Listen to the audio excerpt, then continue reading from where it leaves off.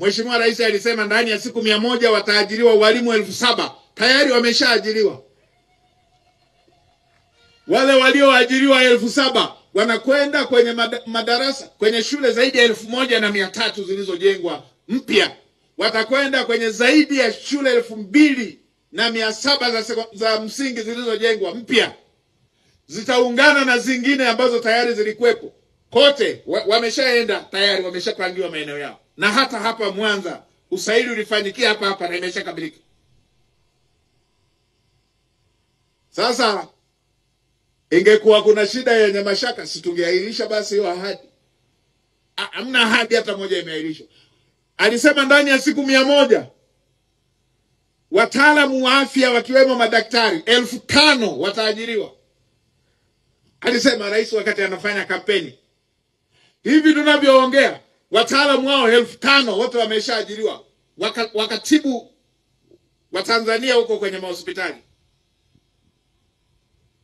Walisema kutakuwepo na bima ya afya kwa wote. Leo hii shughuli hiyo inaendelea ya uzinduzi.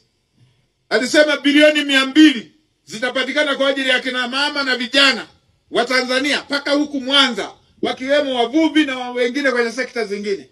Tayari sekta zinazohusika bilioni 200 wameshapelekewa na utaratibu wa kuwafikia wahusika unaendelea. Hatuna sababu ya kuwa na mashaka yeyote.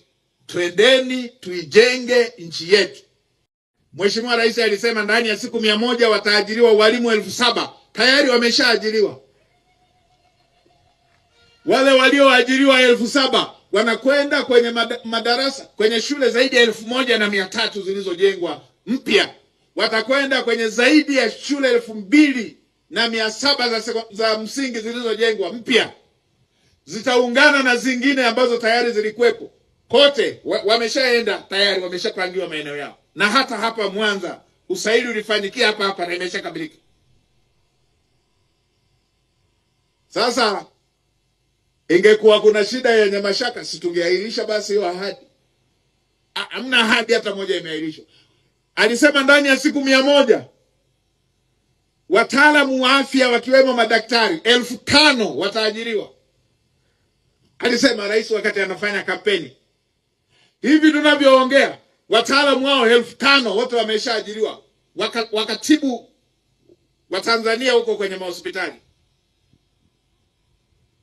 Walisema kutakuwepo na bima ya afya kwa wote. Leo hii shughuli hiyo inaendelea ya uzinduzi.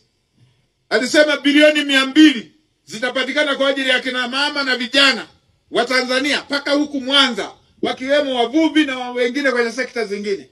Tayari sekta zinazohusika bilioni 200 wameshapelekewa na utaratibu wa kuwafikia wahusika unaendelea. Hatuna sababu ya kuwa na mashaka yeyote. Twendeni tuijenge nchi yetu.